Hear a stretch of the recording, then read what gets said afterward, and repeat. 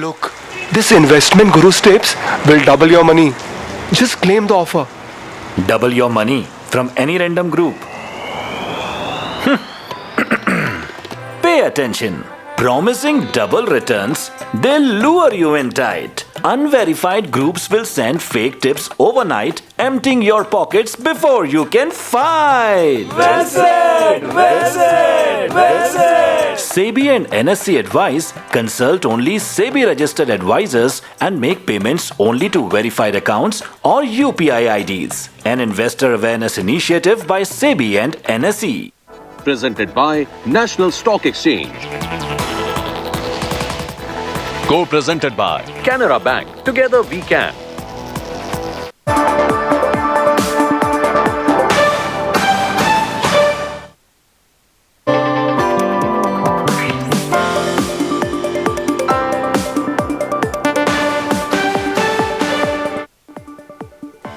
Good morning. You're with us here on the Business Today show. I'm Aabha Bakaya. Let's take you through the headlines this morning.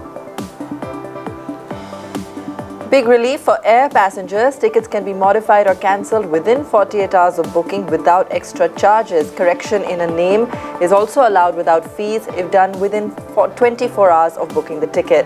Airlines have been ordered to complete all refund processes within 14 days.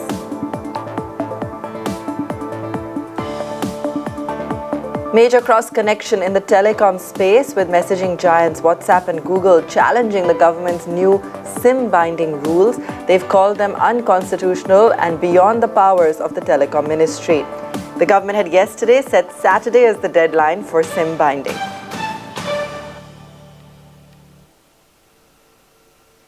In a complete anticlimax, Paramount walks away with Warner Brothers as Netflix drops out of the fight. The final price tag of $111 billion is no longer financially attractive, says Netflix, adding that it will instead invest $20 billion this year on films, TV shows and other entertainment offerings. The streamer's stock jumps 13%.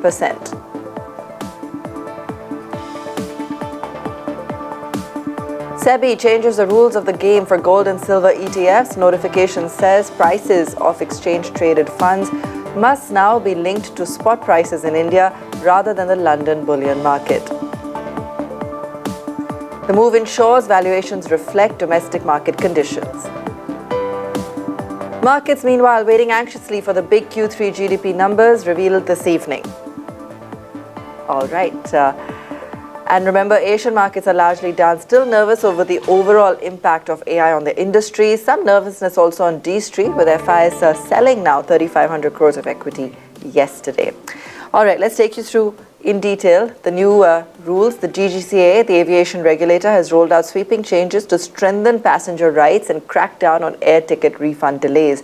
Passengers will now be allowed to cancel or modify without any extra charges within 48 hours of booking the ticket. However, this is conditional and can be done only if the date of the journey is more than 7 days from the booking. For international flights, the journey date has to be more than 14 days away.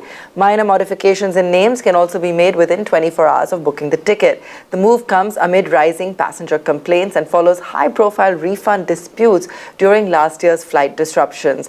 Let's go across to Karishma Sudani, who tracks this very closely. Karishma, talk us through the kind of relief that we'll see for the passengers, but also whether or not this is going to put any pressure on the airlines.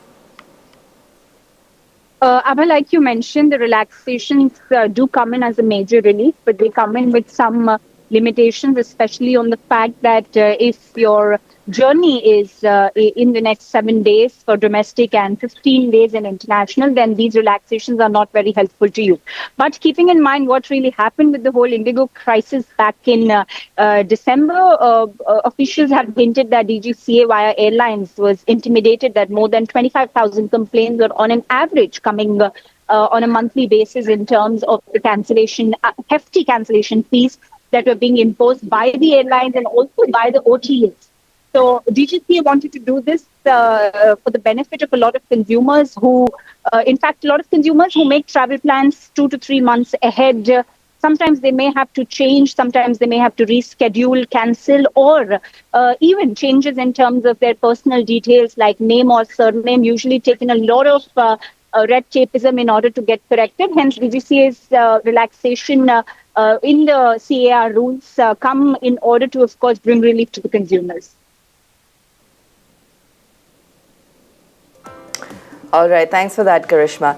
Stay with us. We also have another news coming in, breaking news coming in on your screen. In fact, speculation has been rife over India-US trade talks and an unscheduled visit by the US Commerce Secretary. More news coming in now on that front as well. In fact, we've got news that the US Commerce Secretary has now landed in Jodhpur and Howard Lutnick is here to actually attend a wedding. This is Nikesh Arora's daughter's ceremony. Arora, as you all know, is a billionaire. He's the CEO of Palo Alto Networks. And this is a day after fruitful talks with Piyush Goyal. So a lot happening all at the same time. There were reports of what this has to do potentially with the talks and the deal. But he is here right now at this point of time for the wedding. This is Nikesh Arora daughter's wedding in Jodhpur, and that's the big news that we're tracking for you right now. This is also just a day before the Canadian Prime Minister's big visit, so a lot of key names that are visiting, dignitaries that are going to be here, continuing all the action, of course, that we saw from last week and the Mega AI Summit as well. Lots of action on ground. Let's go back across to Karishma on this. Karishma, take us through. We've got quite a high-profile visitor, and it is leading to a whole lot of rumors around what could potentially be discussed. You know, he did meet with Piyush Goyal here for a wedding, but what else could potentially be behind closed doors? Aabha, on a lighter note, all of us, in fact, who've been covering India's trade ministry only learnt it via the tweet yesterday by US Ambassador to India, Mr. Gore, and also India's Trade Minister, Mr. Piyush Goyal. It wouldn't be feasible to comment on the personal visit that Mr. Lutnick is paying to in terms of a wedding in Jodhpur, but definitely it sweetens the relationship, especially he visits India on the same day that Indian team led by India's chief negotiator Darpan Jain was supposed to be in Washington just before the whole US Supreme Court decision had come in order to nullify all the global tariffs that were imposed by President Donald Trump, and now just 10% global tariffs on all countries, including India, which has come in as a major relief. I'm sure the meeting, though his visit has been personal, the meeting did add some flavor to the conversations that are about to come, especially when now it seems like the ball is in India's court, because we have got what we wanted, and that makes us quite competitive back on the deal table.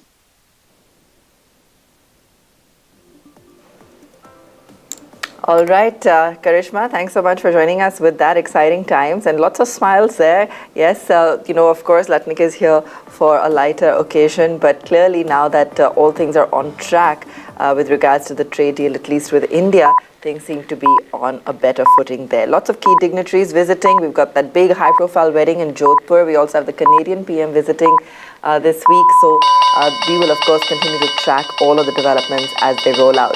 Markets opening for you on your screen. The Nifty is down just a marginal touch on opening. We were expecting the bears to continue to put pressure today on the index, and that's clearly what's happening.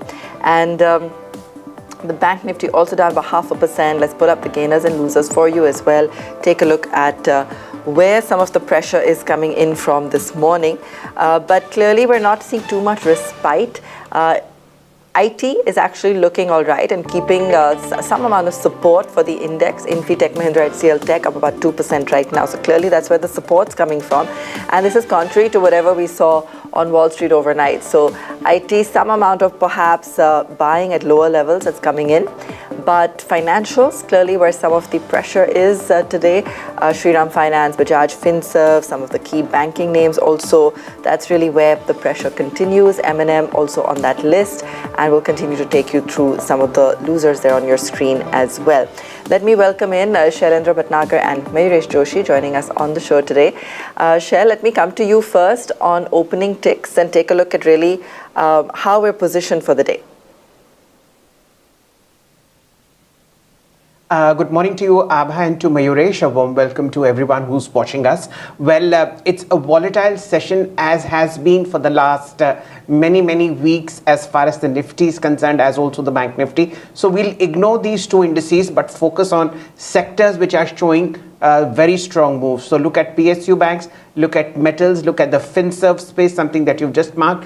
And coming into action is the defense space on the long side, and of course you have strength coming into select auto counters. So for next week, auto and defense, but Nifty and Bank Nifty stay away. There is a squeeze and volatility happening there, so no point getting chopped into it.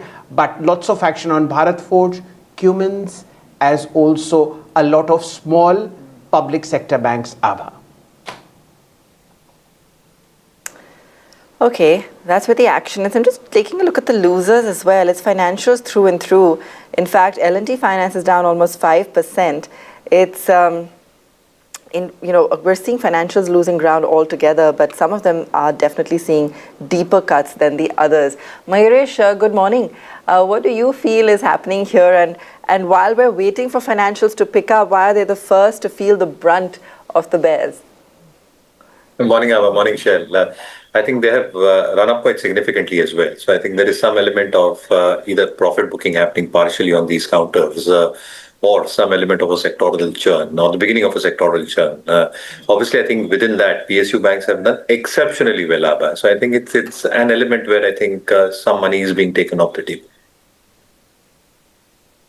Okay, so if you had to kind of paint this picture for us, Mayuresh, tell us within the financial basket, because we've got some stocks or pockets of it that are overvalued, but some where there's still perhaps reasonable value to be found. So how would you distinguish between, and also not just the banks, but also some of the, financial companies or the lending companies?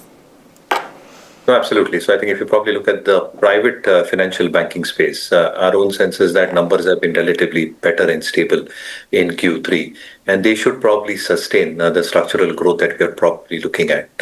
Obviously, the growth in deposits is one area where I think the large private banks will probably need to be monitored upon.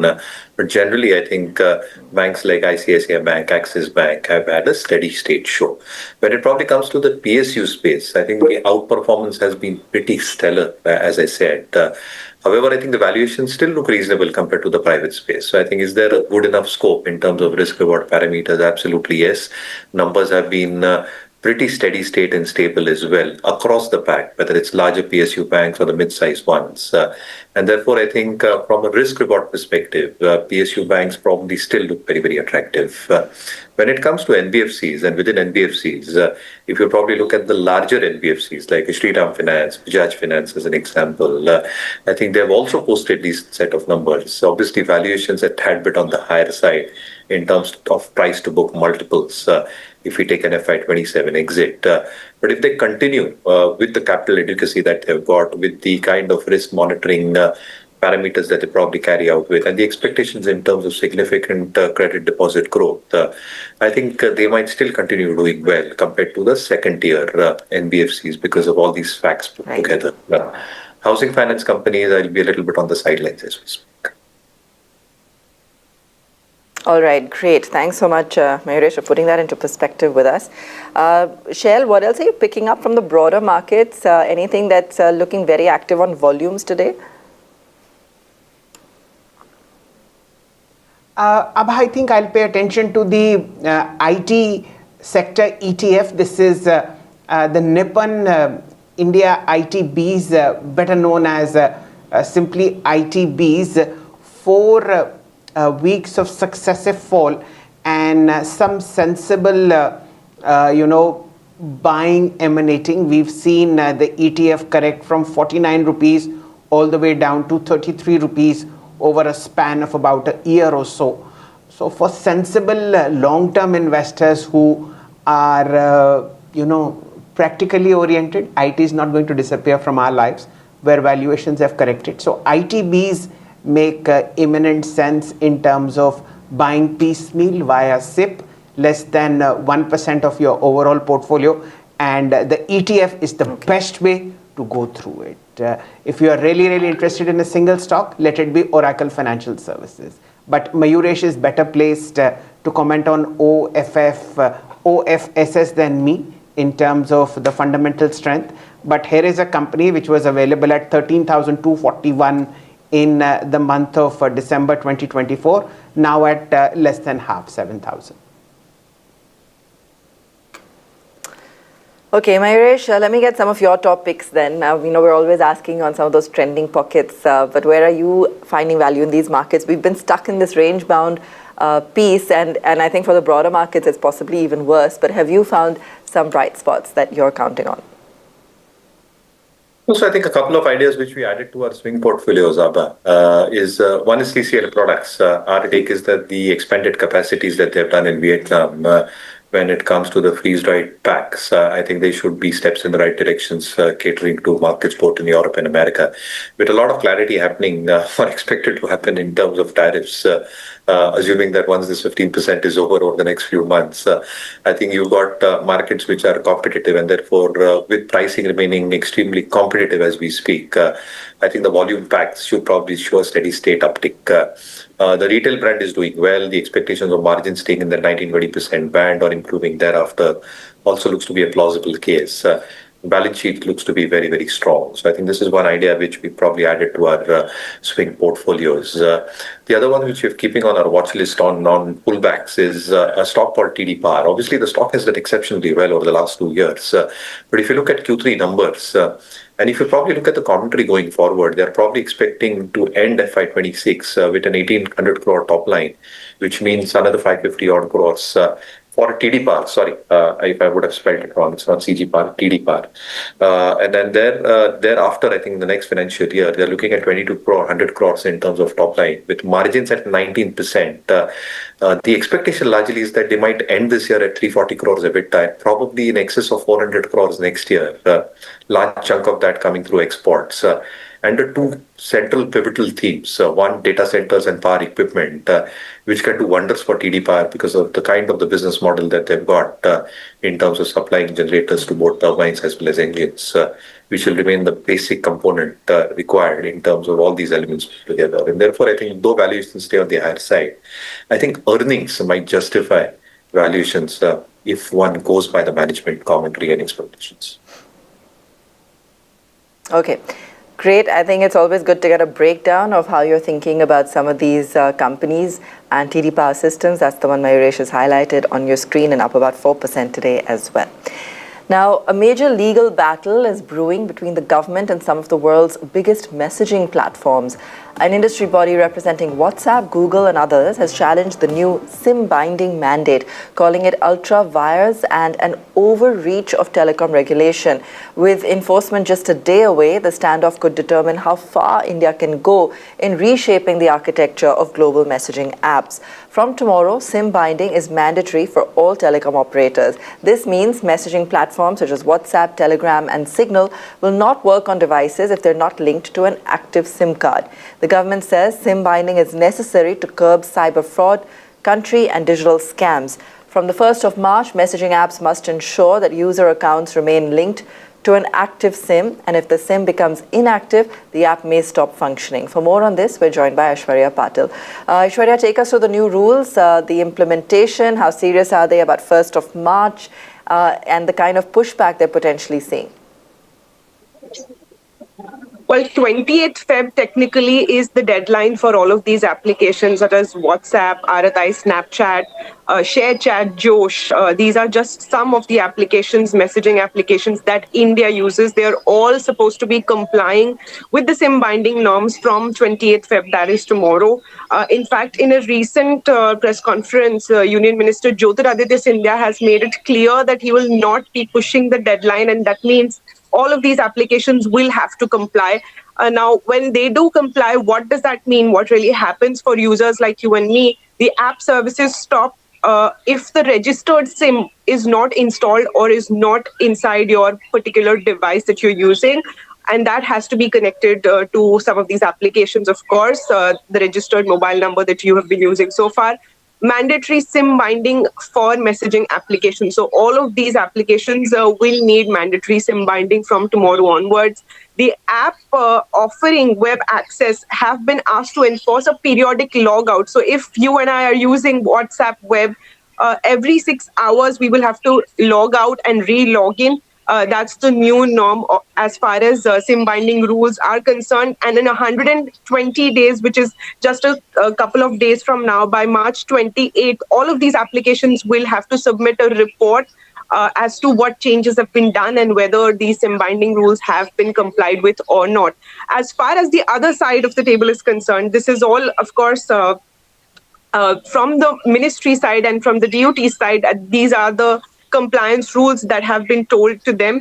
But as far as one of the associations, I was speaking to one of our sources who has said that they have time and again pushed back on the SIM binding rules, saying that these rules do not apply. The Telecom Act only applies to players like Jio, Airtel, some of these phone companies and SIM companies, but they don't apply to OTTs or over-the-top applications such as WhatsApp, Google, Telegram, and so on and so forth. So a body representing them has gone on to share a document, in fact, which says that they claim that the government or the DOT is using a law meant for phone companies to control these applications, and they're calling this ultra bias, is what I learned from one of our sources, meaning that the government is acting beyond its legal powers. So here's a battle brewing between two sides. One is the messaging applications stating their stand, and the other side,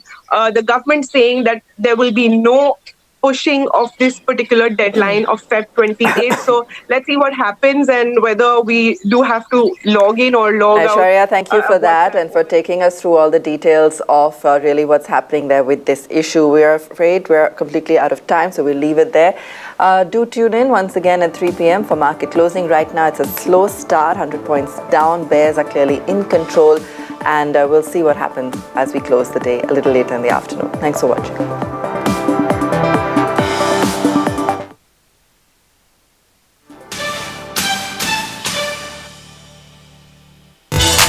Presented by National Stock Exchange. Look, this investment guru tips will double your money. Just claim the offer. Double your money from any random group.